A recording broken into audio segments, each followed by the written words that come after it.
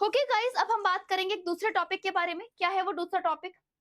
अब हम बात करने वाले हैं शाइन रिवर के बारे में। गाइस, शाइन रिवर एक ऐसा टॉपिक जो कि अभी बहुत इंटरेस्टिंग टॉपिक है। मेरे लिए तो बहुत है, आई होप कि आपके लिए भी होगा।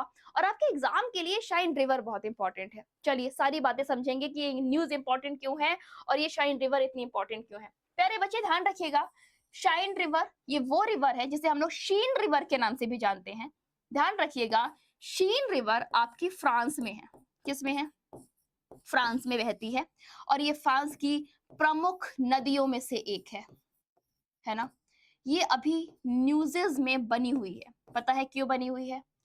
आपको पता होगा कि जब ओलंपिक खेले जाते हैं तो ओलंपिक गेम्स में एक हमारा कंपटीशन होता है जो कि होता है स्विमिंग का।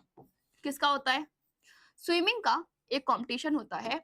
और गाइस, ओलंपिक के स्विमिंग में ये निर्णय लिया गया है कि शाइन रिवर में इस बार ओलंपिक की स्विमिंग कंपटीशन को किया जाएगा। यानी कि जो शीन रिवर है उसकी सफाई की जा रही है, उसको सुंदर बनाया जा रहा है, उसका ट्रैक बनाया जा रहा है जहां पर अब आने वाले ओलंपिक की स्विमिंग को करवाया जाएगा। चलिए न्यूज क्या है उस पर नजर डाल लेते हैं। ये पहली बार हो रहा है 1923 के बाद, जब फ्रांस की जानी मानी नदी जिसका नाम है शीन रिवर, उसको पब्लिक स्विमिंग के लिए ओपन किया जा रहा है। ये एक ऐसी नदी है जो कि धीरे धीरे बहने का काम करती है, इसीलिए तैरने के लिए ये काफी अच्छी नदी है। हमारे कहना चाहिए नाव चलाने के लिए अच्छी नदी है ना। राफ्टिंग के लिए एक अच्छी नदी है। फॉलोइंग एक्सपेंसिव क्लीन, यहाँ पर एक अच्छी क्लीनिंग की जा रही है, एफर्ट्स लगाए जा रहे हैं। किसके लिए? पेरिस ओलंपिक्स के लिए। तो यहाँ पर शीन रिवर को तैयार किया जा रहा है पेरिस ओलंपिक्स के लिए, जहां पर बच्चे जो कि ओलंपिक में जाना चाहते हैं वो तैराक के रूप में शीन रिवर में अपनी तैराकी को पेश करेंगे। और ये रहेगा ओलंपिक का एक नया लक्ष्य। ध्यान से सुनना, शीन रिवर की हम लोग बात कर रहे हैं। ये फ्रांस की एक बहुत महत्वपूर्ण नदी है। लंबाई देखो इसकी कितनी है, 777 किलोमीटर की लंबाई के साथ में शीन रिवर में ये ओलंपिक किया जा रहा है, जो कि फ्रांस के उत्तर में बहती है।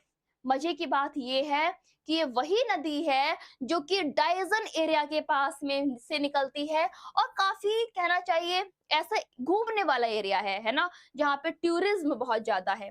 पेरिस शहरों के बीचों बीच से ये बहती है, उत्तरी दिशा में बहते हुए इंग्लिश चैनल में गिरती है। ध्यान रखिएगा, ये इंग्लिश चैनल में गिरने का काम करती है और 3 रीजन से गिरती है। अभी मैं आपको दिखाऊंगी वो कौन कौन से 3 रीजन है जहां से ये गिरती है।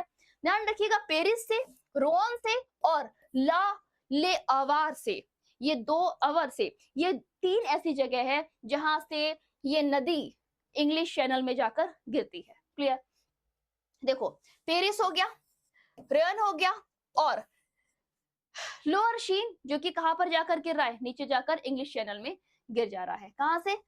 ले हावर से।